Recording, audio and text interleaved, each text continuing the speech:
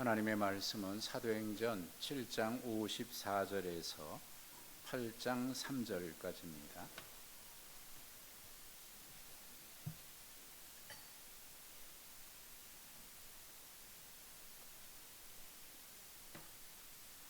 사도행전 7장 54절에서 8장 3절까지 한 절씩 우리 교독하시면서 모두 하나님의 음성을 들으실 수 있기를 바랍니다. 그들이 이 말을 듣고 마음에 찔려 그를 향하여 이를 갈거늘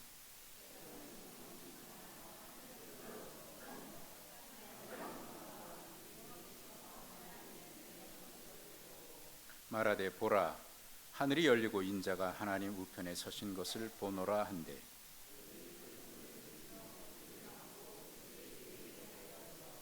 성 밖으로 내치고 돌로 칠세 증인들이 옷을 벗어 사울이라 하는 청년의 발 앞에 두니라.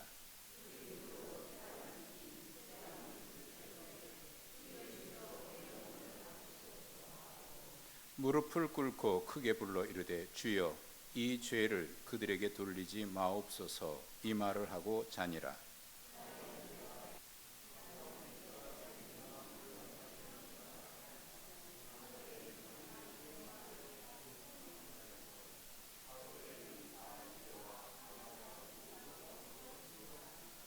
경건한 사람들이 스데반을 장사하고 위하여 크게 울더라.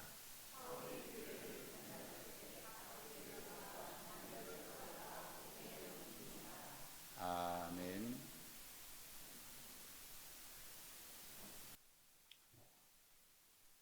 제 서재에는 꼭 읽어야 되겠다고 사뒀는데 다른 책 읽다가 혹은 이런저런 일로 다른 일에 집중하다가 읽지 않고 꽂혀 있는 책들이 여러 권 있습니다. 그때는 분명 읽으려고 샀는데 한 번도 제 손이 가지 않은 그런 책들이. 지난 주간에 서재를 정리하다가 한 4, 50권 정도를 2층에 있는 열린 도서관에 갖다 두었는데, 그 중에 제 손에 오래전에 샀지만 읽지 않았던 한 권의 책이 제 손에 들렸습니다. 사람은 무엇으로 성장하는가, 그렇게 번역된 제목의 책으로 존 맥스웰 목사님이 쓰신 책인데, 겉표지를 들춰보니까 2013년 7월 27일 이라고 날짜가 적혀 있습니다. 제가 책을 사면 습관처럼 구입한 날짜하고 제 이름을 적어 뒀는데 그날 산 것 같아요. 제 기억에 분명합니다. 이 책은 고속도로 휴게소에서 잠시 쉬다가 서점에 들렀다가 산 책이고요. 겉표지를 들쳐 목차를 지나서 보니까 도로 사진이 흑백으로 있고 그 위에 짤막한 글들이 여러 페이지에 걸쳐서 이렇게 적혀 있었습니다. 우리는 모두 인생이라는 경기를 뛰는 선수다. 돈을 많이 벌었다는 것이, 명예를 높이 쌓았다는 것이, 공부를 많이 했다는 것이 인생에서 승리를 의미하지는 않는다. 중요한 것은 내 안의 가능성과 잠재력으로 인생이라는 경기에 성실히 임했다는 자부심이다. 아직 원하는 곳에 도달하지 못했더라도, 아직 되고자 하는 사람이 되지 못했더라도 계속 걸어가는 법만은 잊지 말아라. 아직 그대 안에 꼽히지 못한 가능성이 남아있다. 천천히 그대 안의 가능성을 펼쳐라. 2002년 월드컵 4강의 그 흥분이 채 가시지 않는 2002년 11월 3일, 그날은 주일입니다. 40대 초반의 젊은 목사가 사도행전 6장 1절부터 7절의 말씀으로 소중한 것을 먼저 하십시오 라는 제목으로 설교를 했습니다. 그때 설교를 들은 분들의 증언에 따르면 설교는 은혜가 되었답니다. 그런데 얼굴은 까맣고 인상은 날카롭고 병색이 짙어 보였습니다. 바람이 심하게 불면 날아갈 것 같은 깡마른 체구였다고 합니다. 21년이 지나 그 목사가 지금 60이 넘은 나이에 여러분 앞에 이렇게 서 있습니다. 서재를 정리하다가 그때 했던 설교 원고를 들춰봤습니다. 사진에 날짜와 장소가 적혀 있죠. 2002년 11월 3일 장소 초대교회 가로해 놓고 그렇게 돼 있죠. 제가 이 교회 부임하기 전에 담임 목사를 청빙하는 과정 중에 11월 첫째 주일 이 교회에 와서 설교한 원고입니다. 그리고 2달 반 정도가 지난 뒤에 청빙이 결정이 돼서 1월 넷째 주일날 제가 이 초대교회에 부임을 했습니다. 20년이 지나서 21년째가 됐습니다. 그때 설교 원고를 바인더에 꽂아 놓았던 설교 원고를 찾아봤습니다. 읽지는 않았는데 21년이 지나면서 외모도 아마 설교도 많이 달라지지 않았을까 싶습니다. 성장했다라는 표현을 쓰고 싶습니다만 자신이 없어서 그냥 달라졌을 거다 그렇게 표현을 했습니다.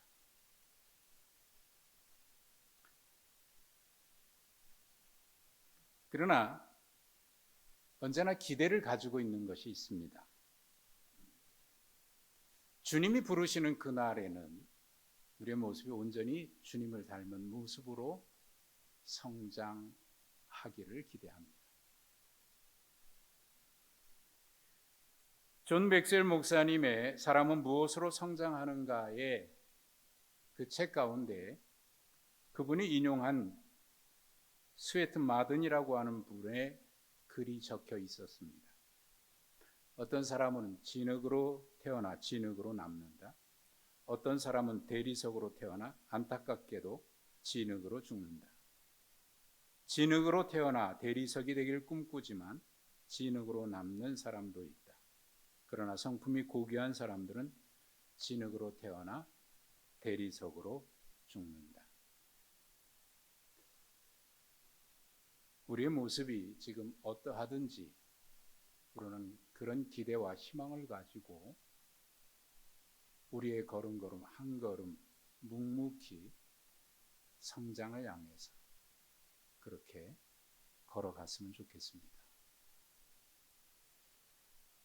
로마서 8장 29절에는 하나님께서 우리를 부르실 때의 그 기대와 부르심의 목적에 대해서 바울 사도를 통해서 주신 말씀이 기록되어 있습니다.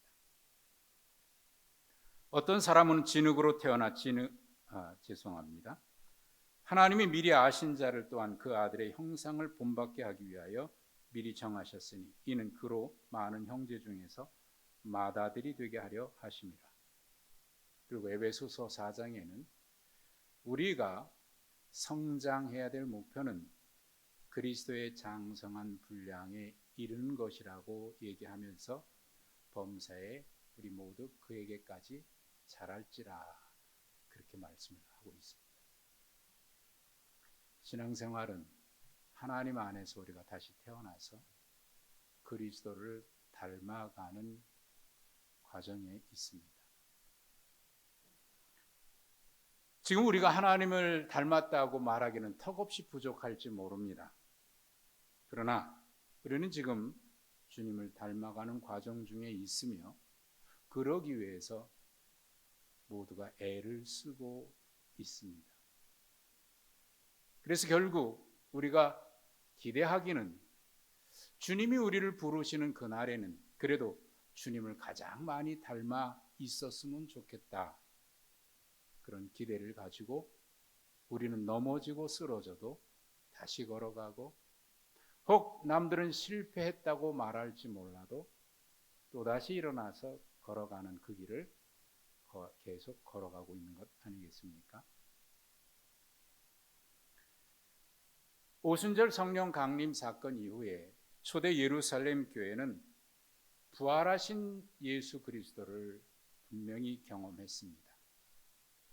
그분은 그저 신앙 고백 속에 주님 부활하셨다라는 그 고백 안에 갇혀 계신 분이 아니라 삶의 현장에서 늘 함께 계셨고 또 붙들어 주셨고 인도해 주셨으며 체험하고 경험하고 주님과 함께 살아갈 수 있도록 그들과 함께 계셨습니다.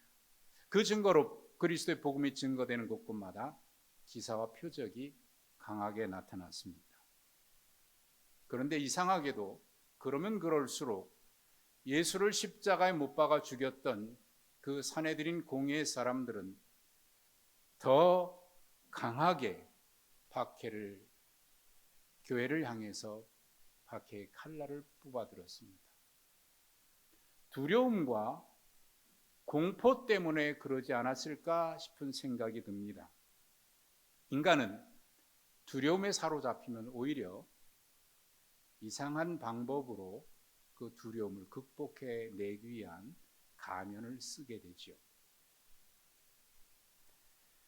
하지만 부활하신 주님의 능력을 경험했던 교인들 그리고 부활하신 주님이 지금 우리와 함께 계신다는 것이 너무나 분명하게 느껴졌고 경험했던 그들의 신앙을 꺾어낼 수는 없었습니다. 오히려 믿는 사람들이 많아지고 교회는 수적으로 부흥하기 시작을 했습니다. 그와 동시에 박해의 칼날도 점점 거세지기 시작합니다. 그런 중에 초대교회는 유대인 그리스도인과 헬라파 그리스도인, 유대인 그리스도인은 예루살렘 안에 유대라고 하는 그 나라에 여전히 머물러 살고 있다가 복음을 듣고 그리스도인 된 사람들을 말하는 것이고, 헬라파 그리스도인이란 나라가 멸망하고 포로로 끌려갈 때 흩어졌던 그 사람들이 다시 예루살렘에 돌아왔다가 복음을 듣고 그리스도인이 된 사람들을 말하는 겁니다. 그러니까 그들은 문화적으로 상당히 이질감이 있을 수밖에 없습니다. 그로 인한 갈등이 교회 안에 사소한 갈등이 일어나기 시작을 했습니다. 외부로는 박해의 칼날이 거세지고 안으로는 작은 갈등이 있었던 것이 초대 예루살렘 교회의 모습입니다. 사도들은 이를 극복하기 위해서 아주 중요한 결정을 내리게 됩니다. 우리가 이 모든 일들을 다 돌보기에는 한계가 있으니 재정과 구제하는 일들을 위해서 7명의 집사들을 세우자. 집사라고 했습니다마는 정확하게 지금의 집사라고 얘기하기는 어렵고 장로일 수도 있고 집사일 수도 있는데 아무튼 그 일을 맡을 수 있는 재직들을 성령과 지혜가 충만한 사람들로 세우게 되지요. 7명의 집사는 그렇게 세워지게 됩니다. 그리고 사도들은 말씀과 기도에 전념하겠다고 중요한 결정을 내린 겁니다.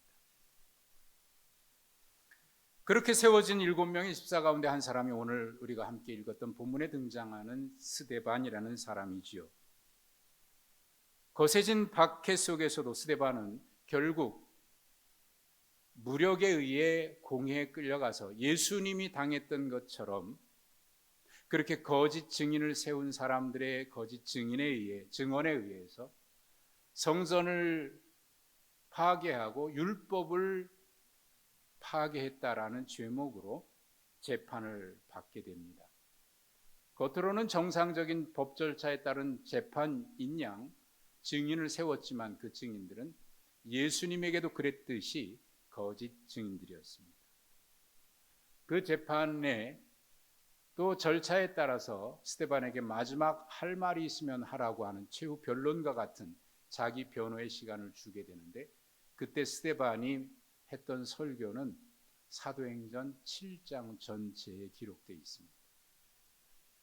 한마디로 요약하면 아브라함 때부터 야곱과 그리고 다윗, 솔로몬에 이르기까지 이스라엘의 역사를 정리해냈습니다.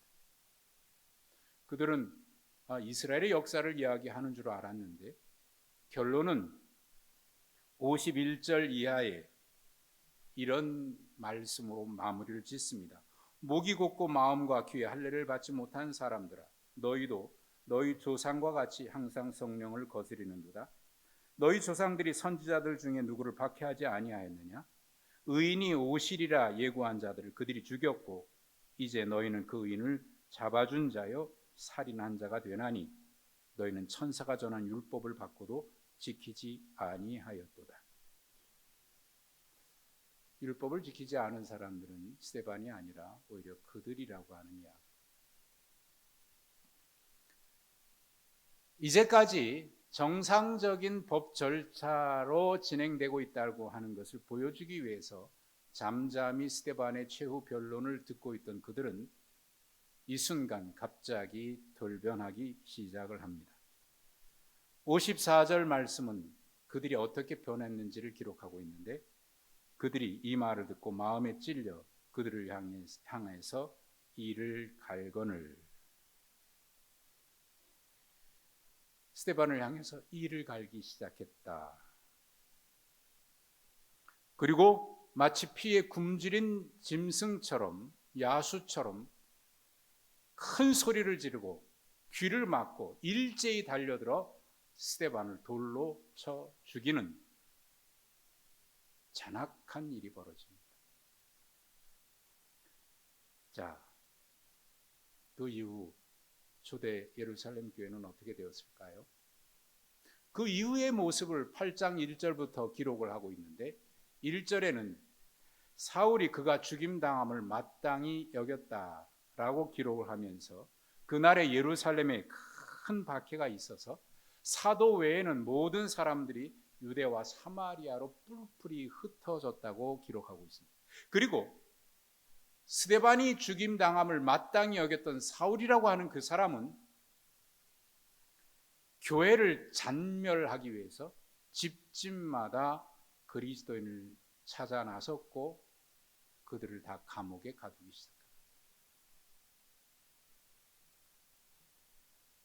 박해는 순교자 스데반의 순교로 멈추지 아니하고 아예 교회 씨를 말리겠다고 달려듭니다.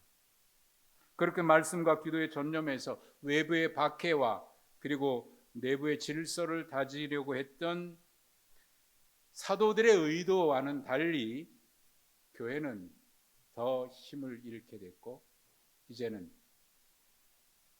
희망마저 잃어버리게 될 지경입니다. 과연 교회는 어떻게 될까요? 그러나 우리는 인간이 절망이라고 말하는 그 순간, 그것이 절망이 아니라 오히려 하나님은 인간이 절망이라고 말하는 그 순간에도 희망의 싹을 틔우고 있는 것을 우리는 역사 속에서 경험해 왔습니다.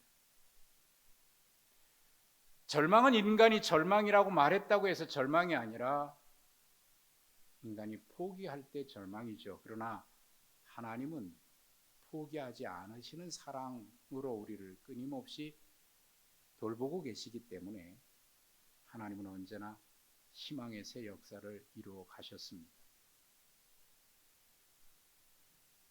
하나님의 하시는 일은 인간의 기대와 인간의 생각을 언제나 뛰어넘었습니다.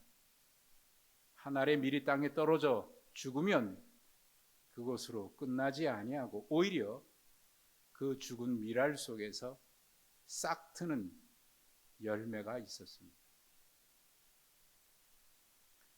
스데반이 순교를 당할 때 이 장면을 똑똑히 보고 있던 사람이 있었지요. 7장 58절에는 증인들이 옷을 벗어서 사울이라고 하는 청년의 발 앞에 두었다고 얘기했습니다. 그리고 8장 1절에는 그것을 처음부터 끝까지 보았던 사울이 그 죽임당함을 마땅히 여겼다라고 얘기합니다. 마땅히 여겼다는 게 뭘 말할까요? 죽을 사람 죽었다라는 얘기일까요?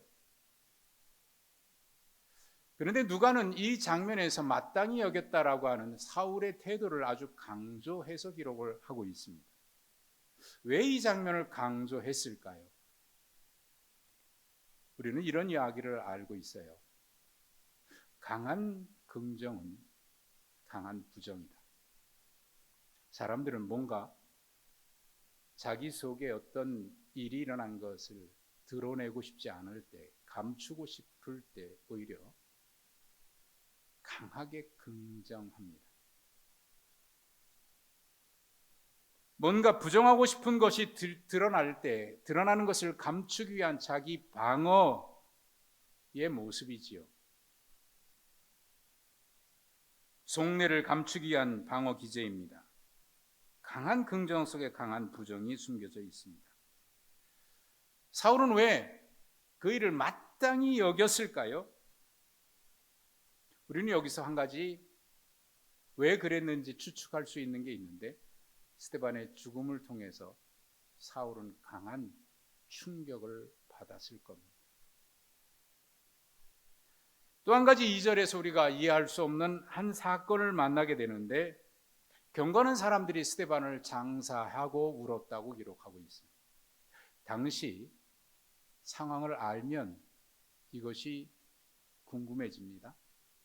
당시 사내들인 법에는 돌에 맞아 죽은 사람을 위해서는 울지 못하게 되어 있습니다. 돌에 맞아 죽은 사람은 거기 그 당시로 말하면 흉악죄인인 경우에 그렇게 하거든요. 하나님을 반역하거나 그런 불경한 죄를 지었을 때 그 당시 율법으로 그렇게 했습니다. 그런데 그런 법을 어기면서까지 스데반을 장사하고 울었던 사람들은 누구일까요? 그 앞절에 박해로 인해서 사도들 외에는 모든 사람들이 예루살렘을 떠났다고 기록되어 있는데, 그러면 예루살렘에 남아있는 사도들이 장사를 지냈을까요? 그랬다면 사도들이라고 표현을 했을 겁니다. 여기 경건한 사람들은 그 당시 복음에 대해서 마음이 열려있는 사람들을 가리킬 때 사도행전은 언제나 경건한 사람들이라는 표현을 씁니다. 아직 기독교인은 아닌데 복음을 듣고 마음이 열려있는 사람들입니다. 그러면 이들은 무엇 때문에 마음을 열었을까요? 이들은 어떤 사건 때문에 그 엄한 율법을 어기면서까지 스데반을 장사 지냈고, 그리고 엄하게 제한하고 있는 그 법을 어기면서까지 크게 울었을까요? 무엇 때문에? 여러분은 이들이 왜 그랬다고 생각하십니까? 스데반의 죽는 모습 속에서 그들도 역시 충격을 받았을 겁니다. 어떻게 사람이 그 순간 저렇게 죽을 수 있을까? 또 하나 4절에 보면 흩어진 사람들이 복음을 전하는데 사마리아 성에 내려갑니다. 사마리아는 그 당시 오랫동안 사람들이 금기시했던 지역입니다. 사마리아라고 하는 말 자체도 꺼내기를 꺼려했습니다. 그곳에는 부정한 사람들이 사는 곳이라고 여겼기 때문에 그렇습니다. 그런데 오랫동안 금기시되어 있던 그 지역을 이 사람들이 들어갑니다. 왜 그리로 들어갔을까요? 의도하고 들어갔을까요? 알 수는 없습니다만 그들은 들어갔고 그곳에서 복음을 전했고 그리고 사마리아 사람들이 복음을 듣고 기뻐하기 시작했다고 기록을 하고 있습니다. 도대체 이들은 무엇 때문에 이런 행동을 했을까요? 사울은 무엇에 충격을 받아서 그렇게 미친 듯이 자기가 받은 것을 감추기 위해 애써 그렇게 날뛰는 것이고, 율법의 엄한 규정에도 불구하고 장사를 지내고 울었던 그들은 왜 그랬을까요? 그리고 그렇게 금기시되었던 사마리아 지역의 사람들은 왜 들어갔을까요? 아무도 들어가지 하려고 하지 않는 그 지역에 그들은 왜 들어간 것일까요? 그들이 이렇게 행동하게 했던 어떤 영향을 끼쳤던 일이 있을까요? 그 장면은 바로 스데반의 죽음에서 찾아낼 수 있습니다. 돌에 맞아 죽는 그 순간 스데반의 입에서 이런 기도가 터져 나왔습니다. 주 예수여, 내 영혼을 받으시옵소서. 예수여, 이 죄를 저들에게 돌리지 마옵소서. 떠오르는 사람이 있습니까? 예수님이 십자가에서 하셨던 기도입니다. 사울은 그 기도를 듣는 순간, 그리고 그의 입에서 예수라고 하는 이름이 나오는 그 순간, 마치 정신을 잃은 사람처럼 충격을 받았을 겁니다. 그러나 그 모습이 들키고 싶지 않아서 애써 담대하게 죽임당함을 마땅히 여겼습니다. 그리고는 그 행동에서는 마치 미친 사람처럼 날뛰고, 장사하고 울었던 그 사람들도 스데반의 이 모습에서 충격을 받았을 겁니다. 저들은 도대체 무엇일까? 저들은 무엇 때문에 저렇게 살까? 저들은 무엇 때문에 그 죽음의 그 참혹한 돌에 맞아 죽는 그 고통 속에서도, 스데반의 설교가 시작되기 전에는 스데반의 얼굴을 가리켜서 성경은 천사의 얼굴과 같았다라고 기록을 하고 있습니다. 끝까지 그런 모습이었겠죠. 죽는 순간도 그랬을 겁니다. 도대체 무엇이 그 고통 속에서도 천사의 얼굴을 하며, 그리고 자기를 돌로 쳐 죽이는 그들을 향해서 용서의 기도를 할 수 있었을까? 그 기도를 듣는 순간 그들은 알고 있습니다. 얼마 전에 십자가에서 죽으셨던 그분, 그들이 따르고 있는 예수라고 하는 그분이 십자가에서 죽을 때 아버지여, 내 영혼을 받아주시옵소서, 저들이 하는 일을 알지 못합니다. 저들을 용서해 주십시오. 기도했던 그 장면이 스데반의 모습 속에 오버랩되면서 예수의 얼굴이 보이지 않았을까요?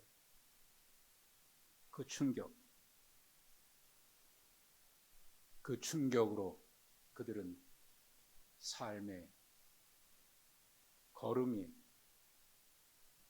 달라지고 사마리아로 가고, 그렇게 금기시되어 있던 문제도 아무도 넘지 못할 율법의 장벽도 뛰어넘습니다. 믿음은 세상을 이길 수 있는, 세상을 살아가는 힘입니다. 소망은 세상을 살아갈 이유입니다. 사랑은 세상을 이길 수 있는 힘입니다. 예수의 사랑, 예수의 복음, 부활하신 주님, 그들이 그렇게 그들을 바꿔놓은 것입니다.